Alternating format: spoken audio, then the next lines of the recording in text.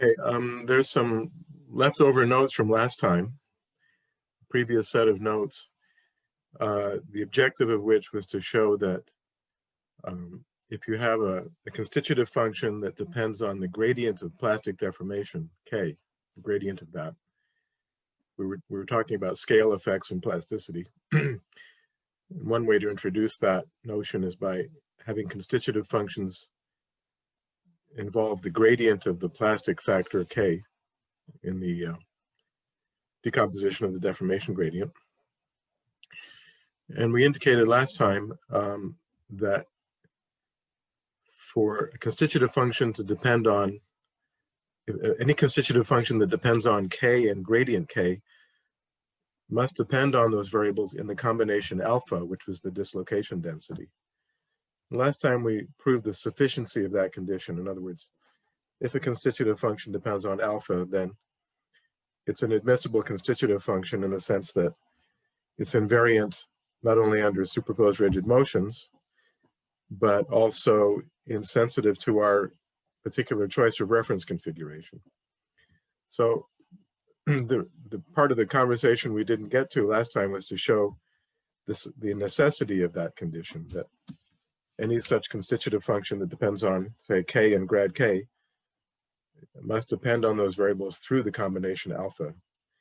So there's a sort of technical, long-winded demonstration of that necessity, the necessity of that condition.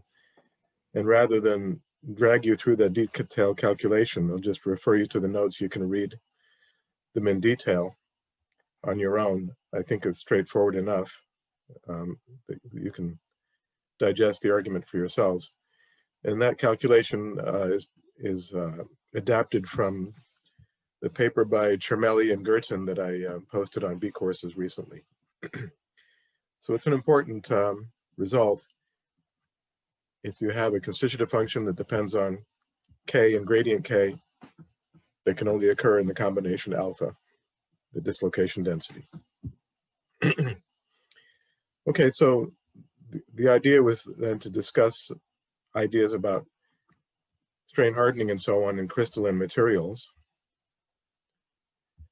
But before we start that conversation, let me mention the so-called conventional theory of crystal plasticity, which is very widely used in the literature. There's some books we posted thanks to Zach, who sent the PDFs of these books.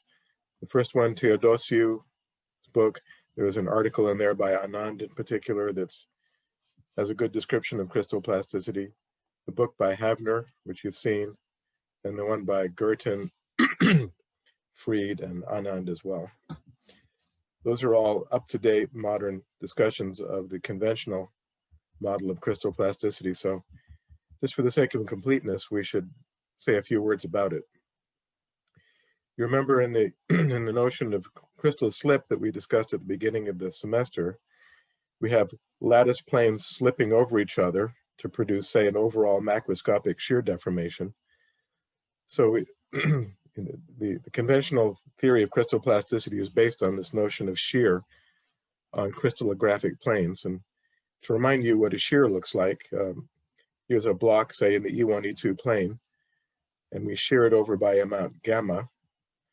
And let's say it's a uniform shear. Here's the shear rate, gamma dot. So the velocity then varies linearly in the x2 direction. So that gives you E2 dot x is x2. And it's directed, the direction of the velocity is in the E1 direction horizontally. So the velocity gradient immediately then, the gradient of this function of x is this. And that gives you a kind of prototype for the plastic velocity gradient. So the corresponding idea in the case of plasticity would be this. You have lattice vectors, let's say a cubic crystal lattice, just for the sake of visualization. Cubic crystals are the simplest to visualize. You have lattice vectors that connect the atoms at the corners of a cube to each other, 3 of them, each along the edges of the the cube, and then translations of those fill out the entire cube. So you have three lattice vectors. In a general lattice, these would be some linearly independent set. These are orthogonal in a cubic lattice, but not in a general lattice. And again, they connect atoms at the corners. So they're not unit vectors, but their lengths are atomic spacings within the lattice. Now, we had the notion that a single crystal you can think of as a uniform body or a subbody inside a crystal grain, for example. And so these lattice vectors are properties of that crystal, that uniform crystal. And so the lattice vectors are uniformly distributed within the single crystal. And moreover, they're intrinsic properties of the material. So we can think of them as material vectors. So they should have no material time derivative, right? So this would be the picture, say, in our intermediate state that we talked about previously. This is our perfect lattice in this state, unstressed and so on. Well, it could be the result then of some plastic deformation, which is shown here. The plastic deformation doesn't affect the lattice itself. It causes a shearing of the material relative to the lattice. And we can invoke our result about simple shear flow here, this velocity gradient, L.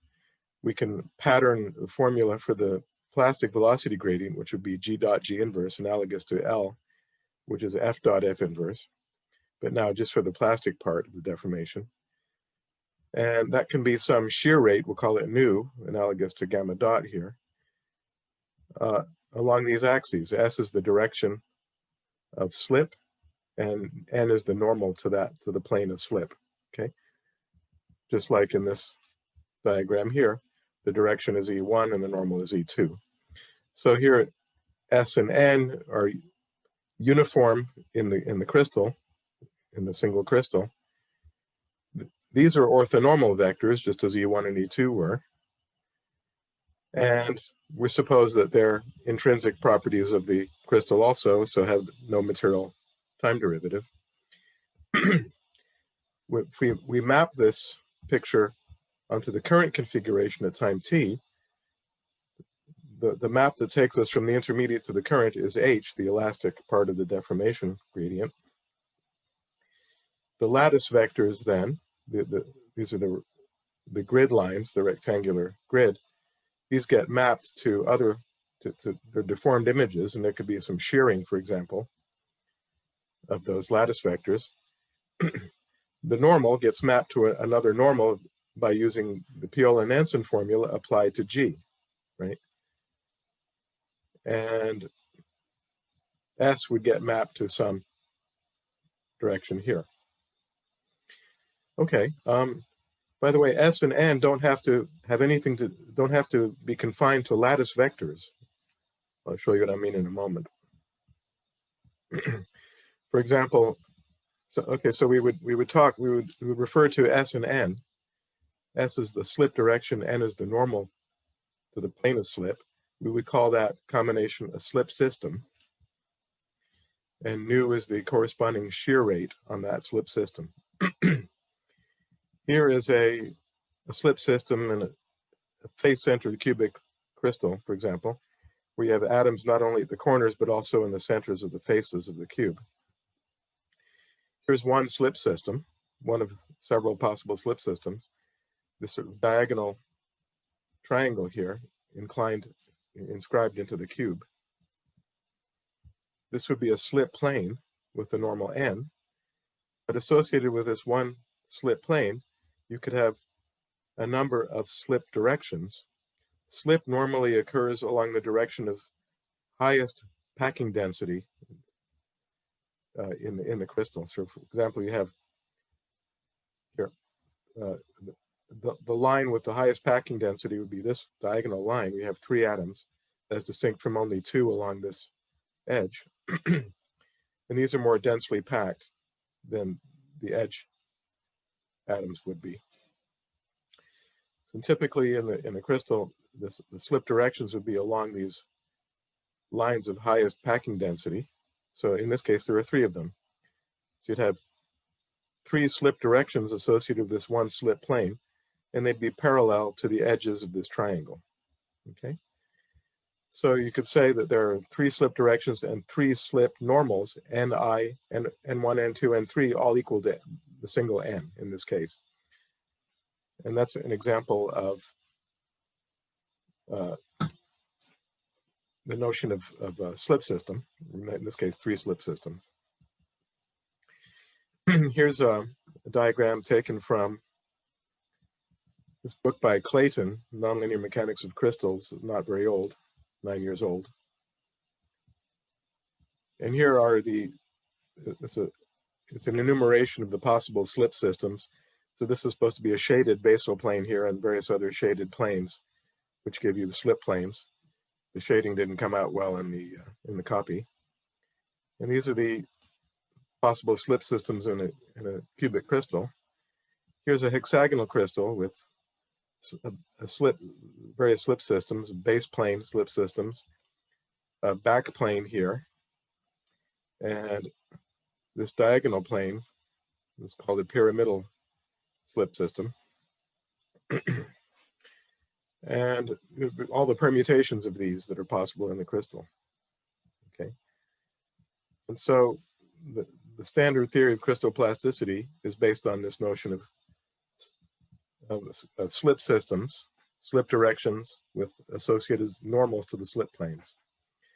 So if the initial example we had here was for a slip on a single system, you have 1 slip direction, 1 slip normal, one normal associated with the single slip plane, and 1 shear rate.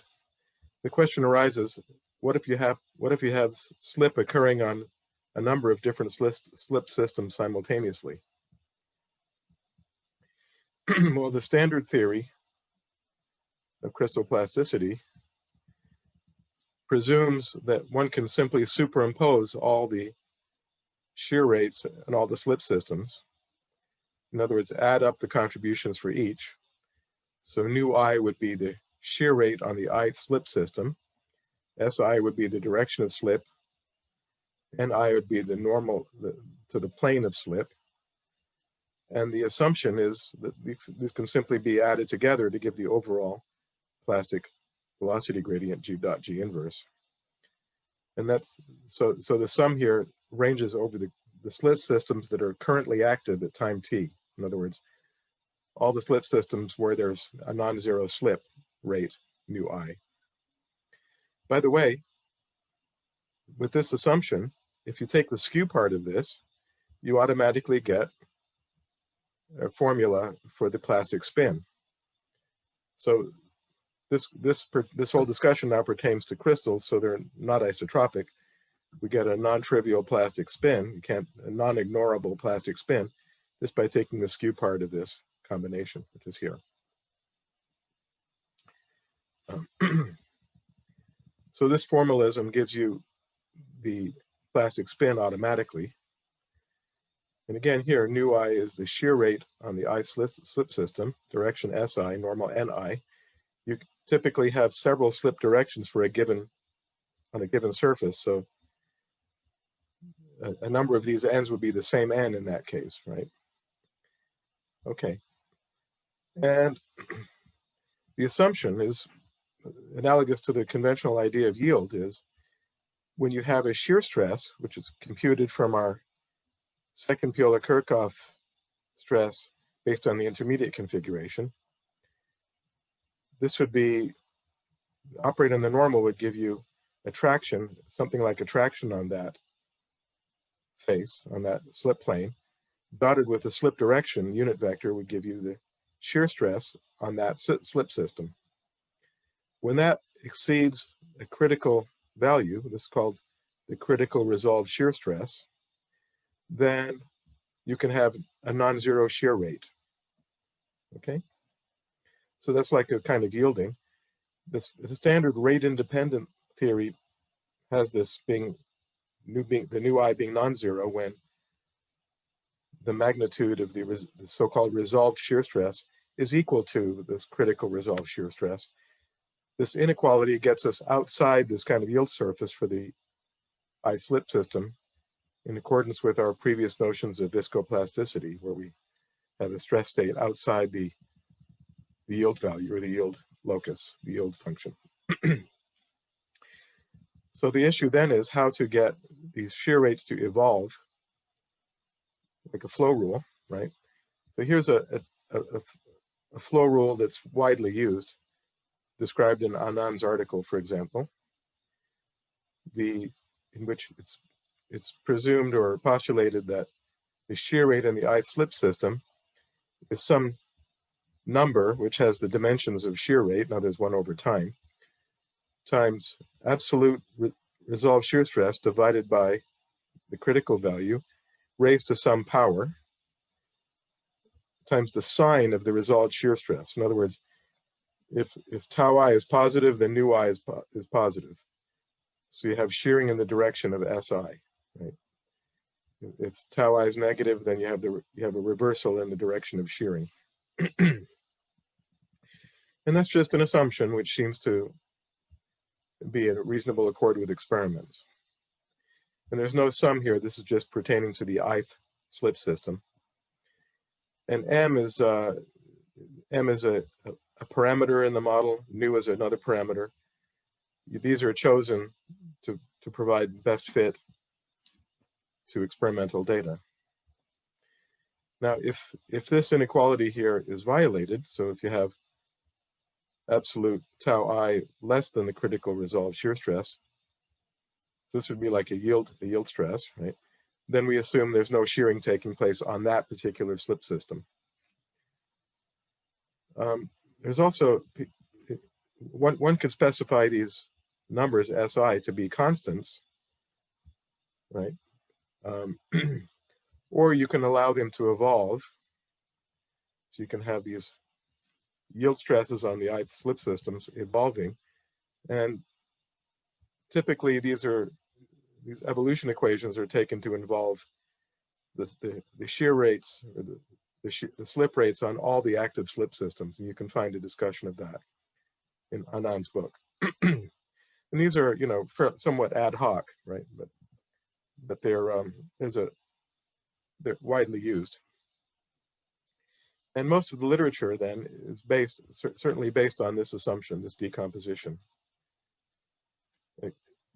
Except that it's not, so people have recently raised concerns about that decomposition.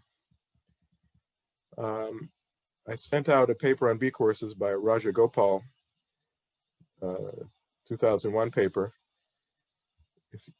If you can imagine the deformation of the crystal, the plastic deformation, being the result of slip systems being activated in sequence. In other words, you have shearing on one slip system, and then it's followed by shearing on another slip system, and so on. You can imagine that in general, this crystallographic slip process would be activated sequentially, right? Instead of all simultaneously. In this paper, it's shown if you have a sequence of plastic deformations, one for each slip system, and you compose them all together, you follow one by the other. You first have one slip system, you have a G for that, then you operate on that with another G corresponding to activation on another slip system. Right? You compose the G's by multiplication to achieve an overall value of G, the final value of G. It's found that the final value of G, if you take its material derivative, it does not satisfy this equation, unfortunately, unless the sequence of G's is restricted in some typically unrealistic fashion. For example, all the shear rates are proportional to each other, or all the shear rates are infinitesimal, that sort of thing. So it's found that equation star, which is the basis of the standard theory, can't be really a general representation valid for all kinds of crystallographic slip. And that the main reason for that is that premise that slip happens in sequence, not all simultaneously. Whereas equation star above does not account for a sequential activation of the slip system. In other words, the order of the sequence of activation of the slip systems is not reflected in equation star. Now that's an issue because it's been shown experimentally in this older paper by Bell and Green. Bell, by the way, is the Bell I referred to at the beginning, the very first lecture of the semester, who has a very extensive compilation of work on experimental solid mechanics, including plasticity. And this is published in a journal called Philosophical Magazine, which is, contrary to the title, it's really a scientific journal.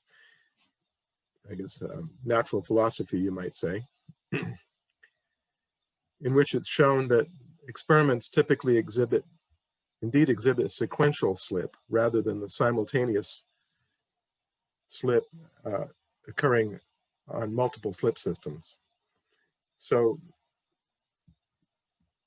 the experimental observation that the slip is sequential, combined with Rajagopal's result that a sequential slip yields a net G at the end of a sequence that does not satisfy the equation star, that would lead us, or at least inspire us to look at possibly alternative models of crystallographic, or rather of crystal plasticity.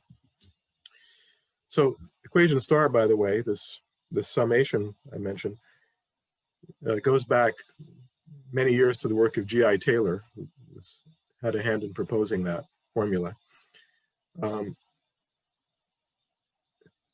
And because of Taylor's influence, the vast majority of the literature on the subject to the present day, is based on that decomposition star. But if one reads that literature, it seems that the authors are unaware of the pitfalls of equation star, and they never mention it. They typically don't mention these concerns. So, but I have to say though, despite these shortcomings, the conventional theory based on equation star seems to be rather successful. So, although it's not, it doesn't meet the ultimate standard of rigor, it does seem to be a generally successful theory. Okay, and of course, you would have to augment this by a strain energy function to describe the elasticity of the crystal. So for example, for cubic crystals, you already know how to do that. In a previous homework, you studied the strain energy function for cubic crystals, a quadratic strain energy function. So let's have a look, however, on developing a theory that does not rely on that decomposition, that slip system decomposition, to get the overall G. So we already have a framework in which we can pursue this. Here's our general flow rule: G dot G inverse lambda df ds, you have a yield function, plus a plastic spin. And lambda would be non-negative in any physically meaningful response. If we look back at equation star, however, we can maybe draw some lessons from it.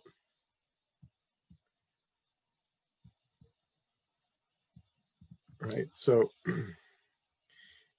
here, for example, looking at the plastic spin, that involves nu, according to this flow rule. The sign of nu is sensitive to the sign of the stress, right? So if we reverse the sign of the resolved shear stress, that has the effect of introducing a sign change in the plastic spin. So motivated by that, we could, for example, contemplate a theory in which The plastic spin might depend on the stress, and possibly other things, maybe even the dislocation density, and have the property that a reversal in the sign of the stress introduces a sign change in front of the plastic spin. So we could contemplate developing a theory like that, for example, for a cubic crystal. And we also need a yield function. Well, in addition to having that depend on S as usual, we could invoke our earlier finding that we had last time in the beginning of today, that any constitutive function, for example, the yield function, if it's going to depend on the gradient of plastic deformation, it must do so through the dislocation density alpha. So we could extend the yield function to depend on dislocation density. We could also extend even the strain energy function to depend on dislocation density, because that gives us a way of having an energetic contribution from the gradient of plastic deformation in a way that's admissible from the point of view of the constitutive function, invariant under superposed rigid motions, and insensitive to our choice of reference configuration. In other words, a reflection of the intrinsic properties of the crystal. So a simple thing one could do here, for example, is take our standard format, the yield function. For example, for a cubic crystal, I'm asking you to look at this in homework. And we would subtract off something that represents, say, a yield stress, and allow that yield stress to depend on dislocation density. So that when there's a higher dislocation density, for example, the yield stress is increased, and that would reflect the scale dependence of hardening that's observed in experiments. Right? So the yield stress could evolve with dislocation density. And we can compute dislocation density on the fly. As we integrate the flow rule, we use the updated value of G from the flow rule to compute the new dislocation density, and hence the evolving value of yield stress. Another possibility would be, say, we can, if we want a yield function that's quadratic in the stress, S bar is deviatoric stress as usual, then we could have, we could have this being quadratic. We could have a linear part as well, right? If we have a sensitivity to dislocation density. Okay, so those are just proposals for how we might proceed. And the framework here is broad enough to incorporate, to allow a number of proposals under this umbrella. Under this general framework, we have a yield function depending on S and dislocation density. Well, we need to worry about material symmetry. By the way, in the standard theory of crystallographic slip, the symmetries in the crystal are automatically taken into account because the theory is based on the notion of slip systems, which reflect the underlying material symmetry of the crystal. Here, in this framework, we have to explicitly introduce restrictions associated with material symmetry. So let's see how that works. Here's the definition of the dislocation density. Remember, in a material symmetry transformation, we replace the plastic deformation by Kr, where R is an element of the symmetry group relative to the intermediate configuration. And that, by our assumption, we have, say, the ideal crystal lattice in the intermediate state. That's a subset of the set of all rotations, orth plus. Moreover, because the lattice vectors determine the material symmetry, right, the rotations that map a lattice back to itself can be determined from the lattice vectors, right? Because those describe the geometric symmetries in the crystal. So if the lattice vectors are uniform in the single crystal, uniformly distributed as we've stipulated, then the rotations in the symmetry group are also uniformly distributed. This turns out to be a crucial issue, as we'll see. In particular, if you replace k by kr here in the curl, you take the inverse, replacing k by kr in that calculation, with r uniform, you can, I'll leave it to you to show you get curl k inverse, which because k is not uniform, but r is. And the r comes out and it's an r inverse transpose on the right. You just show using the component formulas for curl that we've had before. And with r rotation, then of course r inverse transpose is r. So we have this. Now, here jk is determinant k, replace k by kr, you have determinant k, determinant r, which is 1. Okay, so you don't alter this determinant factor. K inverse goes to r, the inverse of this, which is r transpose k inverse. And you see in the end, the effect is just to replacing k by kr is tantamount to replacing alpha by r transpose alpha r, which is our familiar formula for transforming second order tensors under material symmetry transformations. Previously, we had that S goes to R transpose SR under a symmetry transformation. So altogether, our yield function must satisfy this restriction where R is any element of the discrete symmetry group. In other words, it's a discrete set of rotations that map the crystal lattice back to itself. Okay. And for every such rotation, the yield function must satisfy this. As before, we had the strain energy satisfying a similar restriction, if you remember. Okay, well, if your crystal exhibits symmetries that are not rotations, for example, reflections through crystallographic planes, well, those would be R's with a negative determinant, and that determinant factor would make itself known here in this det k. If you replace k by kr, you get here det k det r. If r is a reflection, then that determinant is -1. In which case, alpha would go to minus r transpose alpha r under a symmetry transformation. So we have this sort of restriction which involves two branches. For orthogonal elements of the symmetry group, F has to satisfy this. In the case where R is a rotation, in the case where R is orthogonal but not a rotation, you have this here. So you have two branches. For example, in the yield function, we had a yield stress that depends on dislocation density. You could take that to depend on the norm of alpha, right? And if you replace alpha by either R transpose alpha R or minus R transpose alpha R, where R is a rotation belonging to the symmetry group, then this would be automatically insensitive to, it would automatically satisfy this symmetry restriction. So here's a non-trivial example of such a constitutive function. Just one example.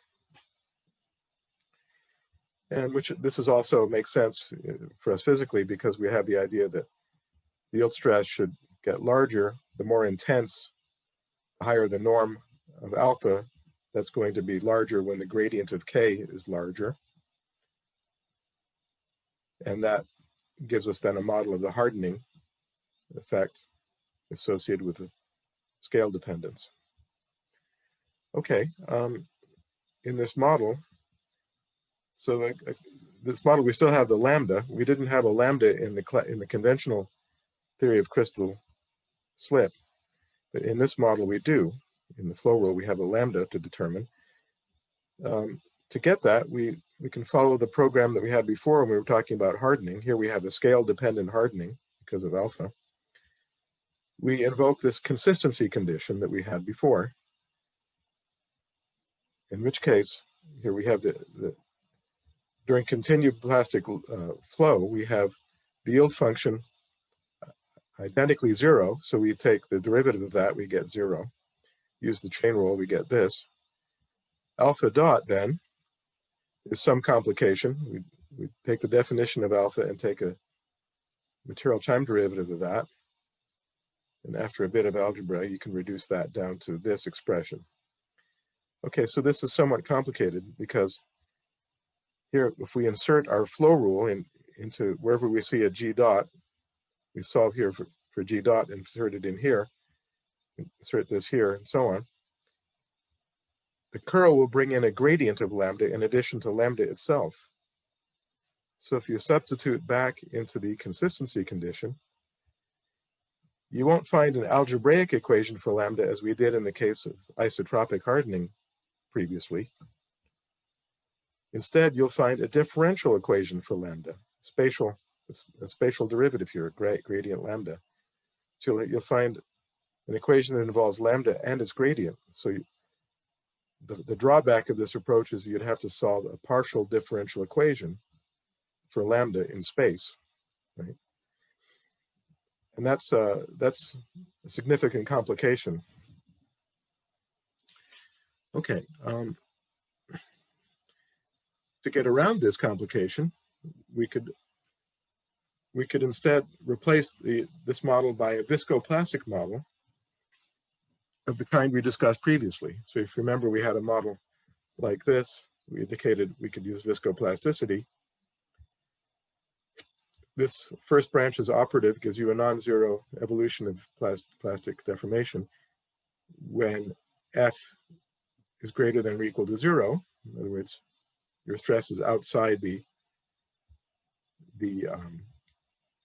yield function associated with the current value of alpha.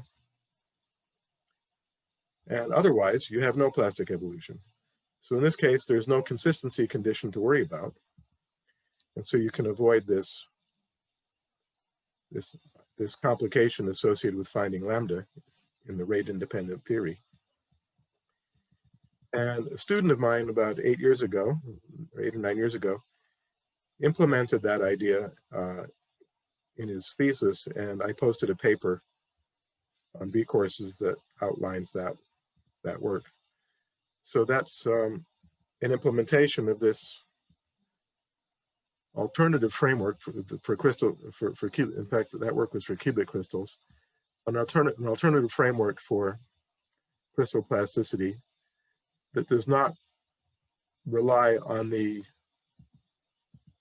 basic hypothesis that underlies the standard theory of crystal plasticity.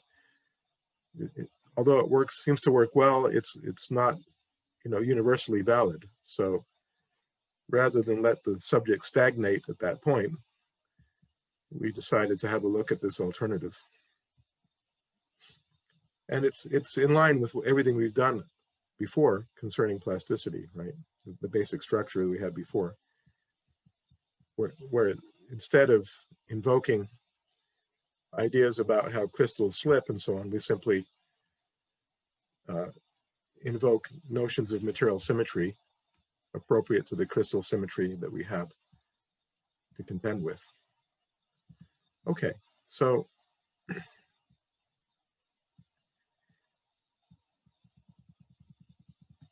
let's see now. Let's have a brief discussion taking us back to the differential geometry that we studied earlier in the course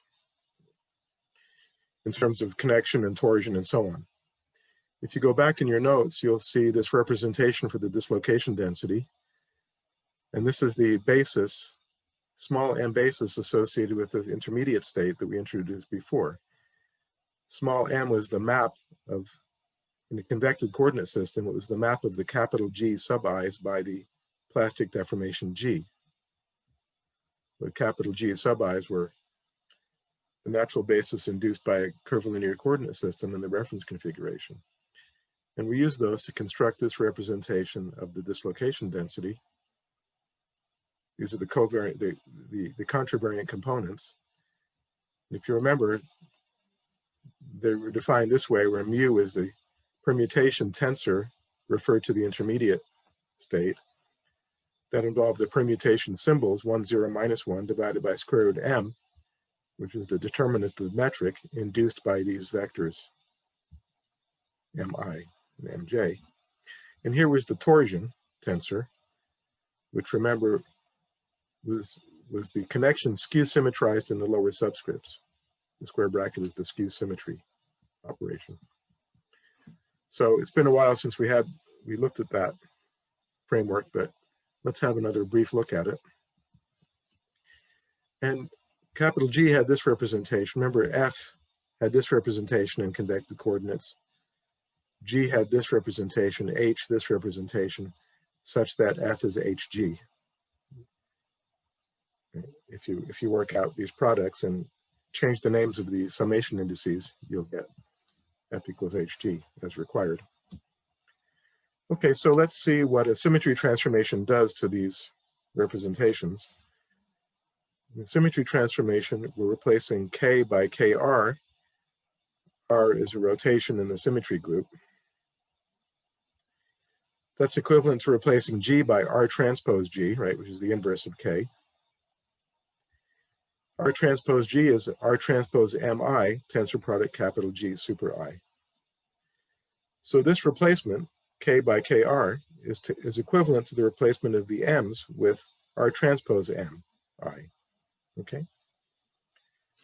So that, you think of that as the effect of the symmetry transformation here. So this is the subscripted basis, M sub I, goes like this under symmetry transformation. We can easily see that the superscripted, the reciprocal or dual basis, M super I, is transformed in the same way under symmetry transformation, because after a symmetry transformation, the superscripted M's and the subscripted M's should still be dual to each other in the sense that they're dot products of the Kronecker deltas. That's how we define the reciprocal basis. And indeed, you can see that R transpose MI dot R transpose sub M sub J, because R is orthogonal, will just preserve the dot product, so we'll get the correct reciprocity relationship here. So the reciprocal basis transforms to this. Let's have a look at what happens to the connection, that gamma hat connection, which is defined this way, if you recall. And these are the partial derivatives of these basis vectors with respect to the convective coordinates. Well, under a symmetry transformation, the superscripted M's go like this, the subscripted M's go like this, and then we have to take a derivative with respect to the convective coordinates. These convective coordinates are just associated with material points. They're invariant, right? They never change at a given material point. So we carry out the derivative here, and if we recall that for our crystallographic symmetry, R is a uniform rotation, right? Because R is computed from the uniformly distributed lattice vectors. So the M's here, by the way, are not lattice vectors, right? Their values depend on the convective coordinates you chose in the first place, which is a matter of choice, whereas the lattice vectors have a physical significance intrinsic to the crystal. Okay, so if these are uniform, then the R's have no derivative. You take them outside the partial derivative. And of course, R preserves, the R transpose being orthogonal preserves dot products. So the connection is invariant under, connection coefficients are invariant under symmetry transformations. In the case of crystalline symmetry, uniform R. Therefore, the same is true of the skew symmetrized part, namely the torsion, and the alpha, which is computed from the torsion. Of course, notice that the metric itself, which is computed from the dot products of these, is invariant. The metric is unchanged. Mij is unchanged by material symmetry. Therefore, when you compute alpha from the torsion, that's also unchanged. Okay, so let's bear that in mind for the future here. To complete a theory, for example, the viscoplastic version of the theory, you need to be able to integrate the flow rule, right? And that's a first order in time differential equation for G. capital G. So you need an initial condition. How would we get that? How would we specify that physically? Well, that requires some thought. First of all, the theory, remember, requires that we know this set of lattice vectors, Li, okay? And these are regarded as uniform fixed material vectors. How would we get information about that? Well, we would have to specify these, but then what does that imply for the theory? The lattice vectors at time t, remember, are the maps of these lattice vectors L. I'll call them small t sub I. And it turns out that these are measurable using X-ray diffraction. In X-ray diffraction experiments, one can have access to these observed lattice vectors that, in practice, in X-ray diffraction, people measure the dual vectors, the reciprocal vectors, the t superscripted t's, which you can compute from the subscripted t's in the usual way. You form a metric from these subscripted t's, invert it, multiply through by these vectors, and you get the superscripted t's.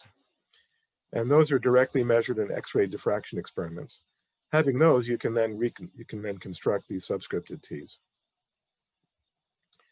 So we have experimental access to these lattice vectors, the images of the L's under the elastic deformation. Let's define another set by taking the L's and operating with K. K takes you from the intermediate to the reference configuration. So these R's live in the reference configuration, okay? So you can think of these as the images of the lattice vectors in the reference configuration. From this, you can construct the elastic deformation itself entirely from lattice vectors. You do that by writing the identity as L sub I tensor product L super I. That's the usual decomposition of the identity. Then H is H times the identity, so that brings you H L sub I, which is T sub I, tensor product L super I. So you can reconstruct the elastic deformation, express it in terms of lattice vectors, deformed lattice vectors, intermediate lattice vectors. K, you can do the same thing from this. And F, by the way, you could represent the overall deformation gradient entirely in terms of these lattice vectors in the current configuration and images in the reference configuration. Interestingly, these R's, even though they live in the reference configuration, they're not material vectors. Because if you take a material derivative of this equation and invoke Li dot as 0, you're still going to get a non-zero R dot I. And that's associated with the idea that these R's, although they're the map to the reference configuration of something that's experimentally measurable, they're not actually material vectors. So let's go back to this picture here. You can understand why that is. Here's our lattice. A material vector would be like this, right? Here's a material vector and it gets sheared over, so it's moving. Here, analogously, you have a material vector that's shearing relative to the lattice, okay? So these R's that we've been talking about are not actually material vectors, even though they live in the reference configuration.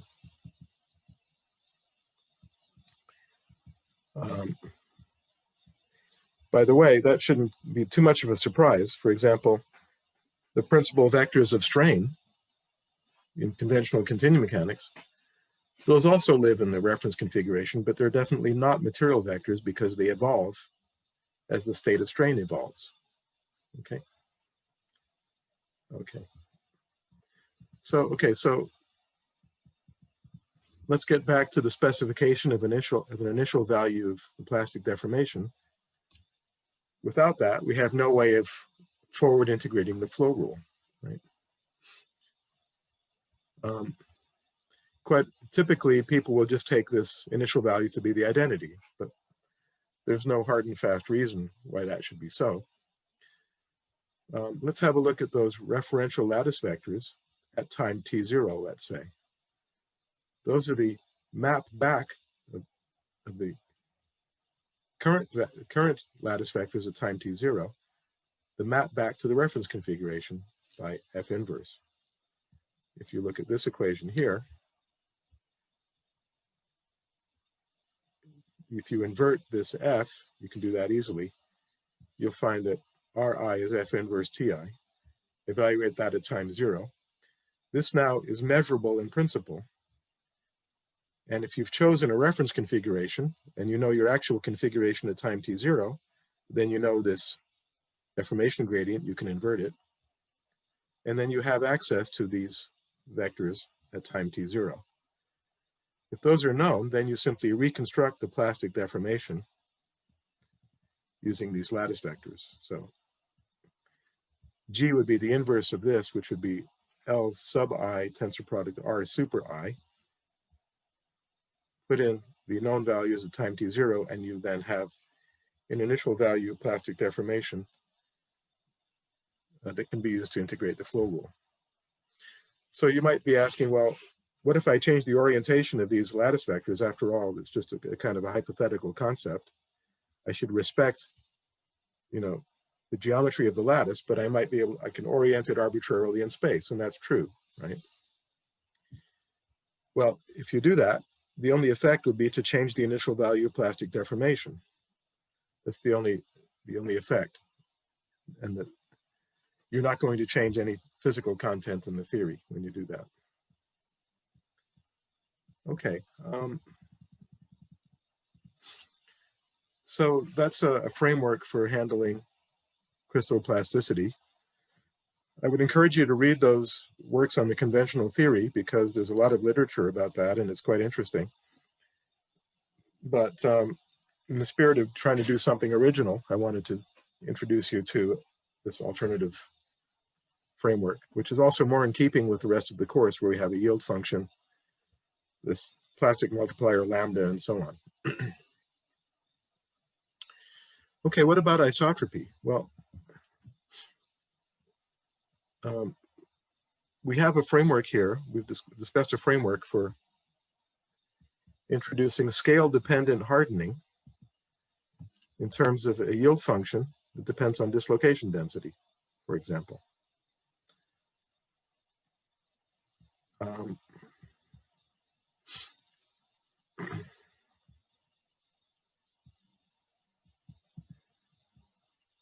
What are we going to do in the case of isotropy where there's no crystallographic lattice, right? Well, let's go back to basics, the basic ideas of material symmetry. Remember that constitutive functions are by definition invariant under the replacement, say, of H by HR, where H is the elastic deformation, and G by R transpose G, or K by KR, equivalently, for any rotation R now. That's what material symmetry means. If R is a symmetry transformation, then these replacements are mechanically undetectable in any experiment. However, now we have no lattice to talk about because we don't have a crystal structure in the case of isotropy. And so there's no restriction to uniform R that we had before. In other words, R itself might depend on the material point, might vary from one point to another.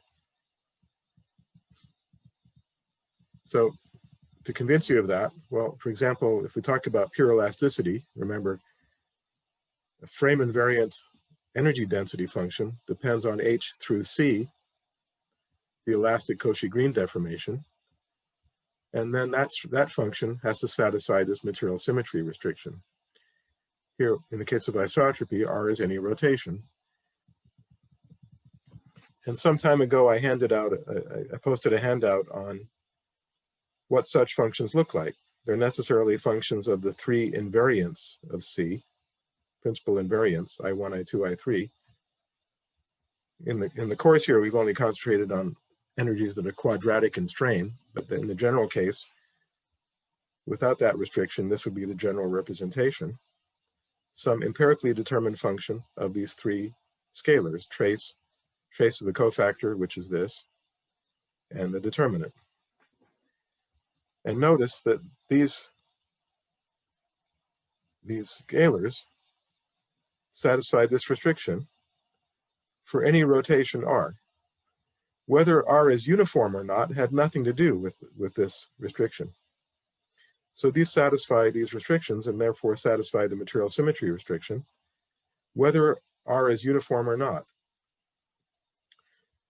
In other words, they allow the possibility of non-uniform R's and you still satisfy the symmetry restriction.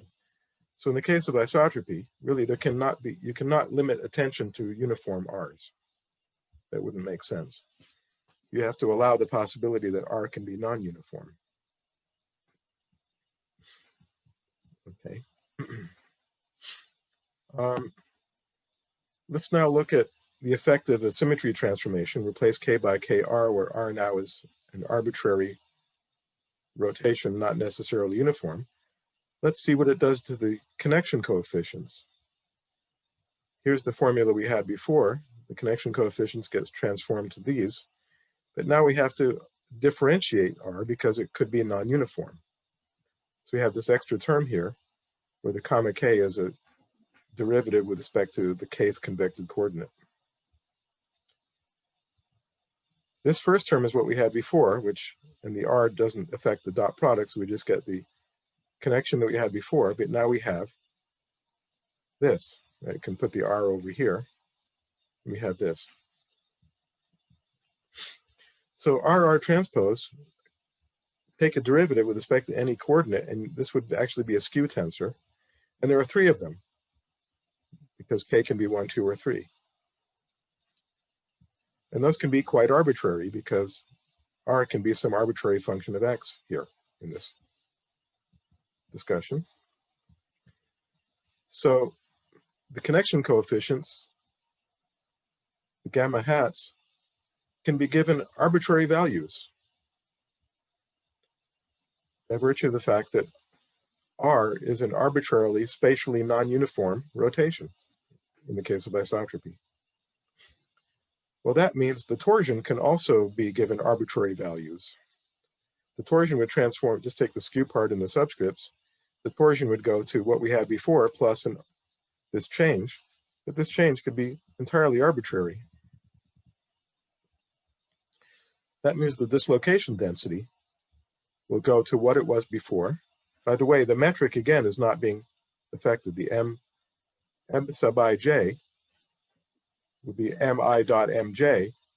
If you replace mi by R transpose mi, those dot products are preserved. So the metric is preserved, but the torsion is definitely not, and the dislocation density can be changed by an arbitrary amount here. So that looks, that's a signal that something's not quite right. Alpha then, the tensor dislocation density, the components, and then the basis vectors get transformed as before. So we get R transpose times alpha times R as before from this first part. Then we get another part, R transpose, I'll call it beta R, where beta is these changed components on the basis mi mj. So the dislocation density transforms to this under symmetry, under an arbitrary symmetry transformation in the case of isotropy. And the reason this beta then is not, before we just had this first term for crystal symmetry. The beta arises here because we cannot rule out the possibility that R can be a non-uniform rotation, an arbitrary non-uniform rotation in the case of isotropy. Okay, so let's look again at what material symmetry implies, say for the yield function. If you had a yield function that depended on the dislocation density, then it would have to satisfy this material symmetry restriction, right? because alpha goes to this under material symmetry transformations. And this would then have to be true for all conceivable rotations. It's therefore true if the rotation is the identity, right? In which case you get f at s comma alpha, put r to the identity because you're allowed to, because of this, the stipulation that r is arbitrary, an arbitrary rotation. This has to be true, right? Where beta now is arbitrary, right? Putting r equal to the identity at a particular material point does not alter its derivatives, its spatial derivatives at that point. The spatial derivatives at that point can still be entirely arbitrary, unrelated to the value of r at that point, at that particular material point. So that means that no matter what you do to the second argument, you don't affect the value of the yield function. In other words, the yield function cannot depend on the second argument, right? If you have, say, a function f of x comma y equals f of x comma y plus delta y for all delta y, that just means f doesn't depend on y. Okay, so the yield function cannot depend on the dislocation density in the case of isotropy. That's interesting. Of course, there can still be a dislocation density. You can still compute it just by forward integrating the flow rule for G, computing the curl of G and so on, and forming the dislocation density. You still have the distribution of dislocations in the material. However, the dislocation density cannot affect the state of the material as reflected in the constitutive function. It cannot affect the constitutive properties of the material. And although this was kind of a mathematical exercise to show this, it makes sense, right? Because you think of dislocations in a crystal as affecting the state of the crystal, but isotropic materials are not crystalline, right? So you don't have a corresponding mechanism in the case of isotropy. So we cannot use the dislocation density to model scale-dependent hardening, or scale-dependent plasticity in the case of isotropy. So what are we going to do? Well, if we recall that the motivation here was alpha was certainly a measure of the incompatibility of K, because it involves a curl of, or G rather, because it involves a curl of G. And if G were compatible, its curl would be 0. In other words, if G were the gradient of a position field, it would automatically have 0 curl. So the deviation of curl G from 0, and therefore the existence of a non-zero alpha, gives you a measure of the incompatibility of the plastic deformation. Beyond that, it also involves a length scale because the curl involves spatial derivatives, so alpha has dimensions of 1 over length. So there's a length scale effect there too. Well, how can we keep that same idea in the case of an isotropic material? For the case of isotropy, a constitutive function such as the yield function cannot depend on the dislocation density. But there might be another measure of the incompatibility of G, such as alpha was, which also involves a length scale. And that should remind you of our old friend, the Riemann tensor, right? Let's see how that works.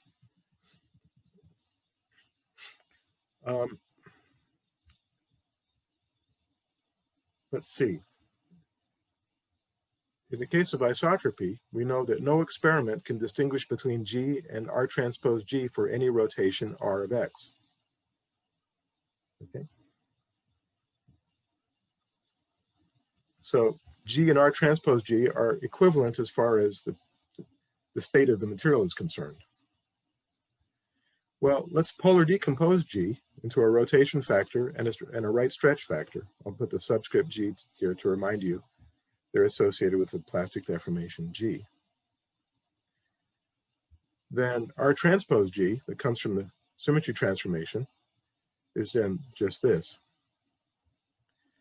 Well, since this statement is true for any rotation R, let's pick the rotation to be the polar factor, the rotation factor in the polar decomposition of G. Then this just becomes the right stretch factor. So we conclude in the case of isotropy that no experiment can distinguish between G and its right stretch factor. They're equivalent mechanically. However, the right stretch factor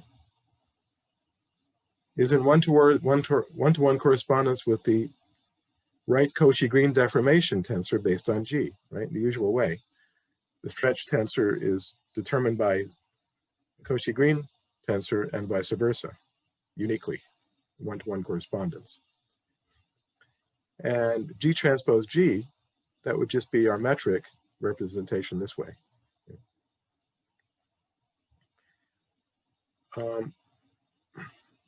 You can then see that this is preserved under any material symmetry transformation. So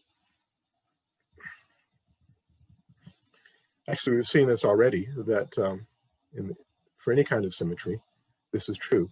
The metric is preserved by symmetry transformation.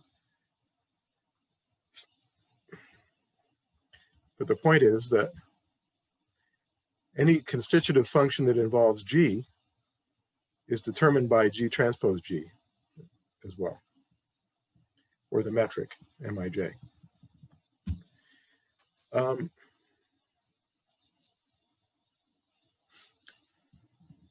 Let's look back at our formula from way back, page 72. The connection gamma hat was given by this complicated formula involving this Levi-Civita part, the Christoffel symbols, and a part that involves the torsion tensor, right? If you look back in your notes. The Levi-Civita part comes entirely from the metric, and it's symmetric in the subscripts. So we've just seen now, a moment ago, that gamma hat and T are entirely arbitrary in the case of an isotropic material. In other words, they cannot be uniquely determined. So it would not make sense to base a theory on, a predictive theory on gamma hat or the torsion tensor or the dislocation densities we've just seen, because they can be rendered entirely arbitrary just by a material symmetry transformation. In other words, the material itself, the constitutive response of the material, cannot distinguish between this gamma hat and any other gamma hat that we might want to write down because of this non-uniqueness induced by material symmetry transformation. So, nevertheless, the metric is uniquely determined. Right? In the case of isotropy, it's uniquely determined. So the part of this connection that involves only the metric is also uniquely determined. So the Levi-Civita part of the connection is uniquely determined in the case of isotropy. Okay.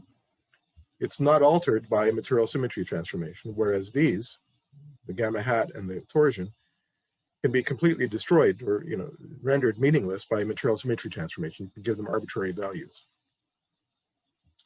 So this is this looks like a promising variable to use. Not only is it uniquely determined in the case of isotropy, but it also involves a length scale because it involves these partial derivatives. It has dimensions of 1 over length. Right?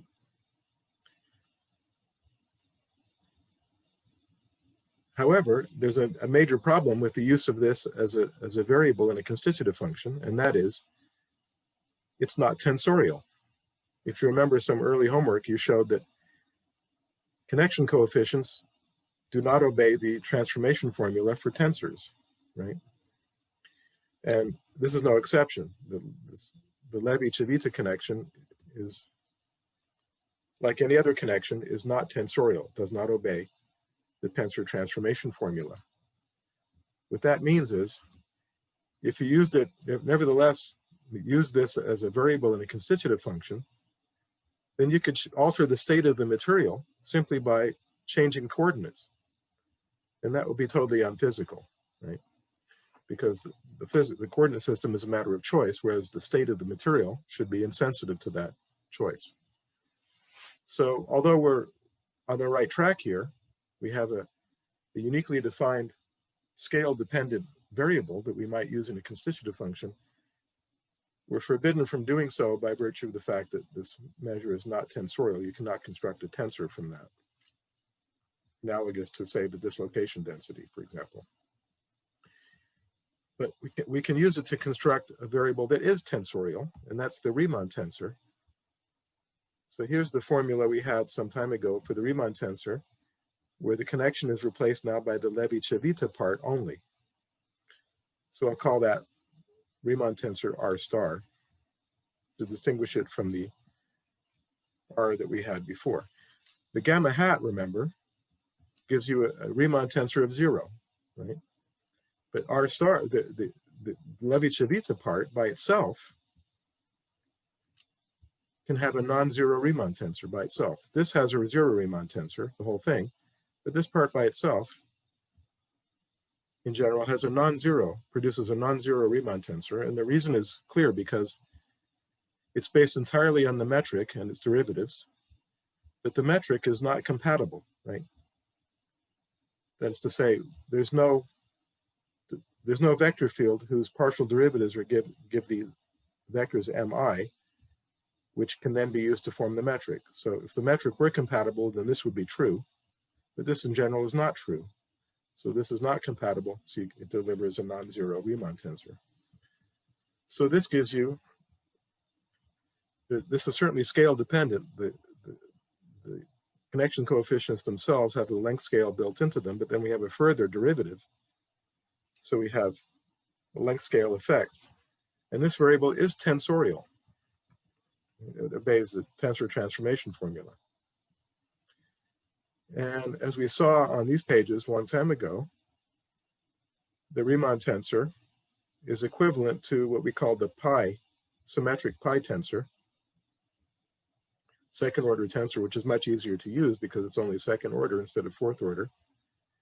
This is just a rewritten version of what we had on those pages with the appropriate permutation tensor here based on the intermediate state. So this tensorial variable, which we could insert it in a yield function to model scale dependence. It would be uniquely defined in the case of isotropy, unlike the dislocation density. And it's a measure of the incompatibility of the plastic deformation. That's equivalent to this symmetric second order tensor pi. We can use these components to construct the tensor pi in this way, using the vectors m associated with the intermediate vector space. You can see this would be immediately admissible in the constitutive function because it's invariant under superposed rigid motions, because these vectors m are. The metric is also, that's trivial to show, because it comes from the plastic deformation, which is already invariant. So this would be invariant under superposed rigid motion, but it's also insensitive to the choice of reference configuration because nothing in the way we constructed this involved any reference configuration at all. Okay. So it's entirely admissible in the constitutive function. Okay. Now, under material symmetry transformations, this will get rotated, but the components will be preserved. In other words, they're well defined. That's because the metric is insensitive to material symmetry transformations, as we've seen. Therefore, the Levi-Civita part of the connection is also insensitive, invariant, because it's computed entirely from the metric. And although it involves derivatives, coordinate derivatives of the metric, you still have this invariance because this statement is true at each point in the continuum. So the connection coefficients are invariant, Levi-Civita part, that is. Therefore, the Riemann tensor based on them is invariant, and therefore the pi tensor is also invariant. The basis, however, gets rotated, right? So we have this restriction. So you could then have scale effects in the case of isotropy by writing down a yield function, f of our usual s, and now pi in place of the dislocation density. And this function would have to respect this material symmetry requirement. Okay, and this is relatively straightforward. There's a well-documented literature. This says you're looking for a scalar valued function f of two symmetric tensors. And there's a large literature on how to write down representations for such functions. I could have done so here, but this is quite sensitive actually, so I'm just talking about the framework. Here would be the flow rule. For isotropy, we don't have plastic spin to worry about. Our consistency condition that we need to get lambda looks like this now. We have the FD pi inner product pi dot instead of the alpha terms here. Pi involves the metric and its first and second spatial derivatives. So you're going to get first and second spatial derivatives of lambda. You're actually now going to get a second order differential equation for lambda, which is even harder than in the case, the crystalline case, where you had a dislocation density instead of pi. So this is an occasion where instead of having to deal with this complication, this is a strong motivation for replacing this model by the viscoplastic model of the kind we've discussed already. Here's the yield function. Phi is any positive definite function of that. You have some latitude in fitting the theory to experiment by choosing that phi function. And there we have a model of scale dependence in isotropic materials, which to my knowledge has not been exercised to the present day. So this is kind of an open research problem to implement a model like this of scale dependent hardening for isotropy. The last thing I want to say about this, by the way, we talked about the metric, G, which comes from G transpose G. That by itself cannot appear in a constitutive function. And the reason is, as we've seen before a number of times, if you fix attention on a material point, which after all, constitutive functions pertain to material points, if you fix attention on a particular material point, then at a given instant in time, you can always choose the reference configuration, which is our choice, in such a way as to reduce G to the identity. So you can effectively factor this out just by a choice of making an appropriate choice of reference configuration, which has nothing to do with the state of the material. So that same observation applies in the crystalline case also. You can't have a constitutive function that depends explicitly on G by itself in isolation. It could occur through the dislocation density in the case of crystalline symmetry, or in the case of this Riemann tensor in the case of isotropy. And that's it. I think I'll stop here. Next time, I'll introduce some tentative ideas about modeling the so-called Bauschinger effect, which is modeled using something called kinematic hardening. And I'll present some sort of tentative ideas about that very informally next time. And most of the next lecture, the last lecture, we can devote to discussion or any questions you may have in the time remaining. Okay, so let's stop here unless there are any questions. That's a lot to digest in one or two lectures. But I've been trying to get you up to speed on what's of current interest in the research literature these days. Okay. Yeah. I'll see you Wednesday and Thursday.